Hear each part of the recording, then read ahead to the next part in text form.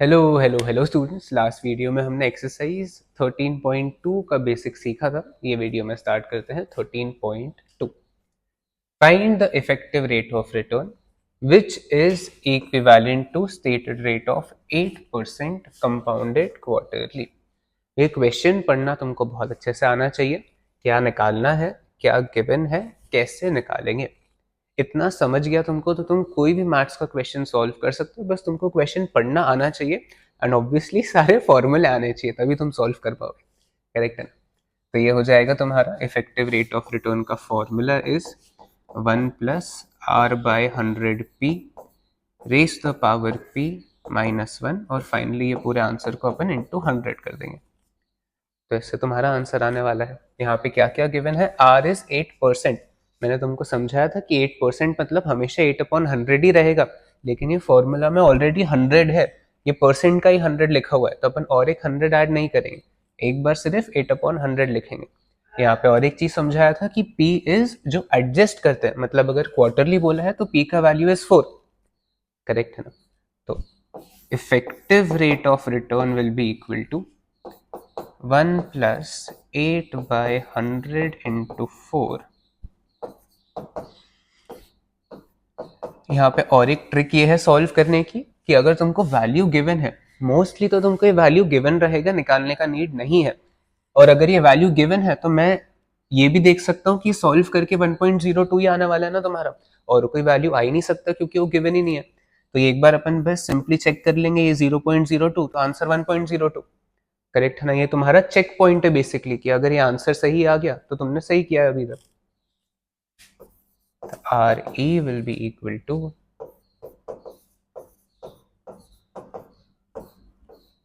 into 100। तो ये सारे क्वेश्चन में तो कुछ करना ही नहीं है तुमको, बस ये वैल्यू गिवन है, फॉर्मूला याद करना है और कुछ भी नहीं करना है। तो ये क्या हो जाएगा? 1.0824। तो ये सिंप्लीफाई करेंगे,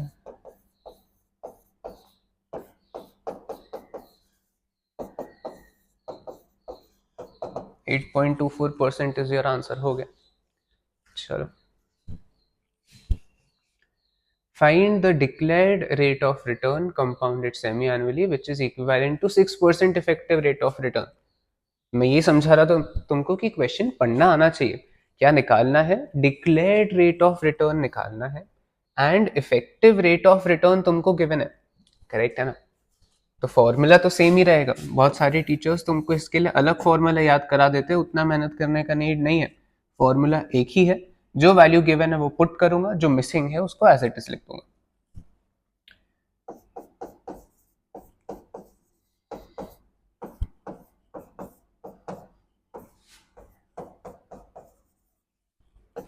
यहाँ पे 6% गिवन है, तो ये क्या हो जाएगा तुम्हारा? 6 बाय, अच्छा इसमें भी दो चीज, या तो यहाँ पे इंटू 100 या तो यहाँ पे अपॉन 100, दोनों में से एक ही रहेगा। ये पिछले टॉपिक में भी समझाया था।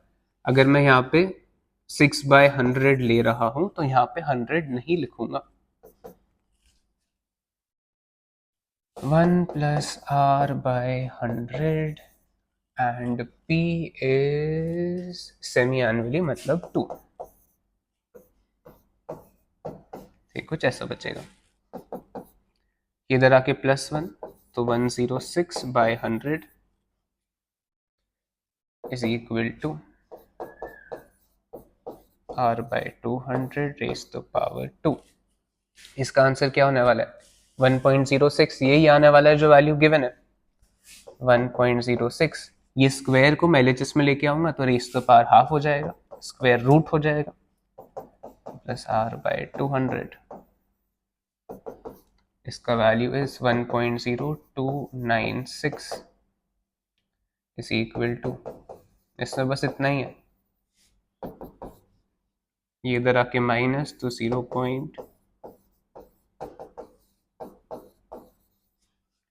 तो r is equal two into 2 will be 1950। Correct है। एंड डेसिमल कितने लगने वाले हैं तुम्हारे? 2 डेसिमल लगने वाले हैं। तो r इज 5.92%। एक बार ये आंसर चेक कर लेते हैं। 13.2 क्वेश्चन 2 5.92% बिल्कुल करेक्ट है। चलो, find the effective rate which is equivalent to nominal rate of 10% per annum compounded monthly. तो सेम ही चीज करनी है यहाँ पे। वैल्यू इसने लिखा नहीं है बट वैल्यू भी तुमको क्वेश्चन में गिवन ही है। इसका भी वैल्यू जब सॉल्व करोगे तो ये भी गिवन ही है। सेम तरीके से सॉल्व करना है, बस फॉर्मूला पुट करना है, इफेक्टिव रेट निकालना है, माइनस करके सीधा आंसर आ जाएगा। इसमें और कुछ भी नहीं है, बेसिक फॉर्मूला है, बस एडजस्ट करेंगे क्योंकि तुमको मंथली बोला था। तो P इज 12, P को 12 लेके सॉल्व करना पड़ेगा। चलो, find effective rate of return. Declared rate is 12%, compounded semi annually और क्वार्टरली, ये दो तुम आई होप निकाल सकते हो। ये दोनों मैं अभी सॉल्व कर लेता हूँ। 12% गिवन है तुमको एंड सारी वैल्यूज आगे मेंशन की हुई है। 12% अगर गिवन है तो मैं क्या लिखूंगा? सबसे पहले formula is R/100p raised to the power p minus 1 into 100। Correct है। तो यहाँ पे मुझे क्या क्या गिवन है? 1 plus this is 12% and monthly मतलब 12, तो ये कुछ ऐसा होने वाला है। तो ये हो जाएगा 1.01।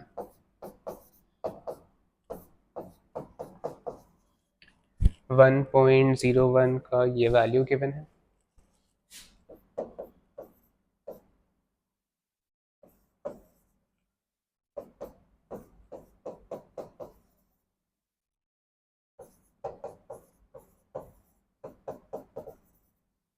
तो 12.68%।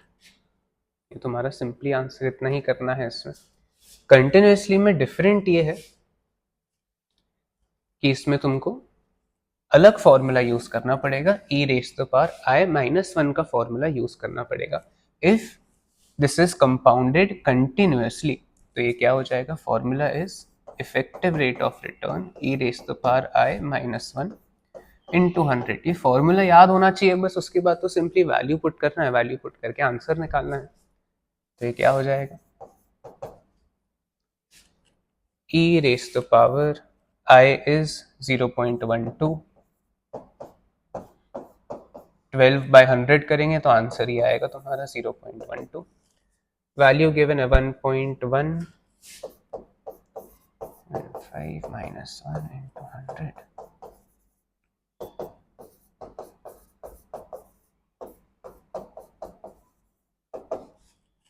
ये हो जाएगा 12.75%।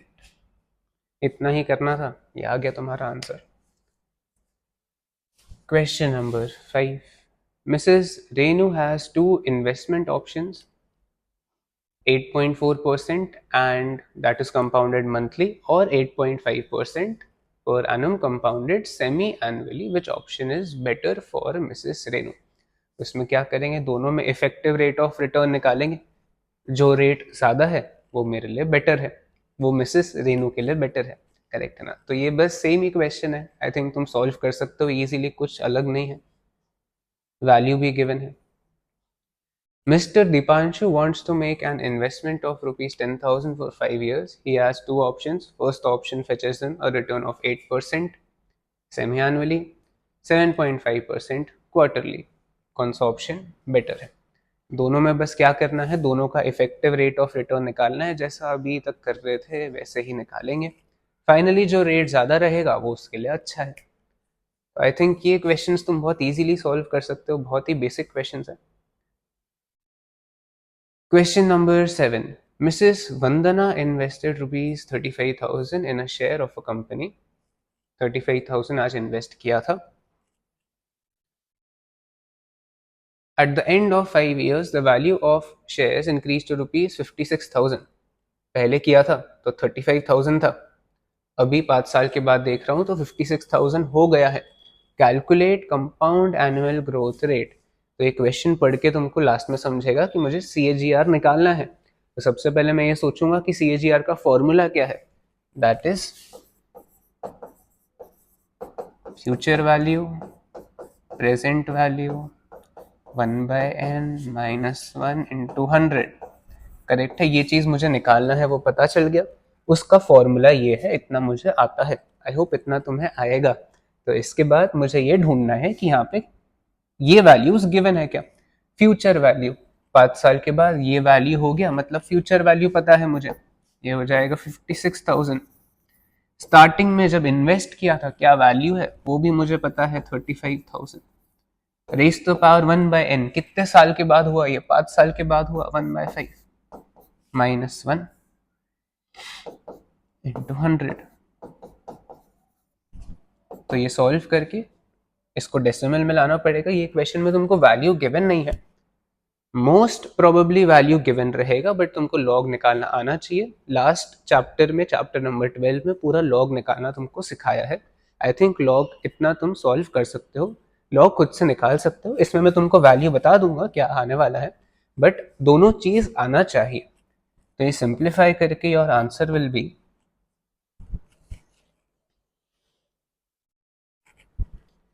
एक बार ये देख लेते हैं, 7 8s are 5s are, तो 1.6 रेस टू पावर 1/5 - 1 × 100। ये केस में इसका answer will be 1.098।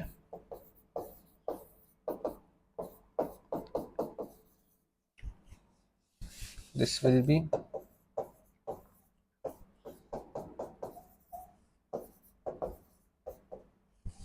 9.8% is your final answer.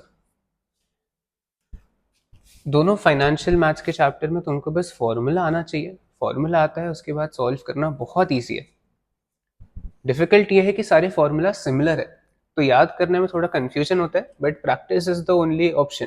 Practice कर लोगे सब याद हो जाएगा। Mister Mohan invested ₹5,000 in a fund at the beginning of year. 5,000 invest किया है, बीच में क्या हुआ वो सब फर्क ही नहीं पड़ता है। लास्ट में हो गए इसके पास 10,500। करेक्ट है। Find CAGR of his investment. तो प्रेजेंट वैल्यू गिवन है, फ्यूचर वैल्यू गिवन है, तुमको निकालना है कि लास्ट में कितना CAGR रहने वाला है। तो इसमें तुमको नंबर ऑफ ईयर्स निकालने पड़ेंगे। तो 2018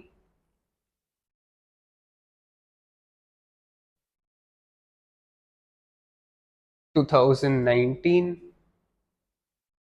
2020, तो ये क्या हो जाएगा, 3 साल थे इसके पास। तो CAGR will be equal to,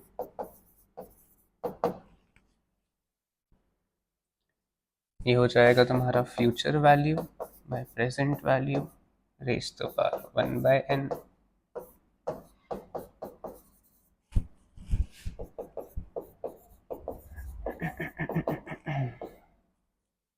Future value is 10,500.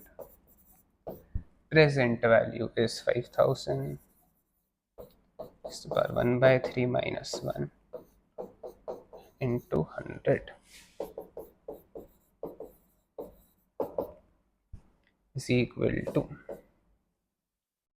ये 10 होगा, ये 21, तो 2.1 raise the power 1/3 - 1 into 100। 2.1 raised to the power 1/3 is 1.280।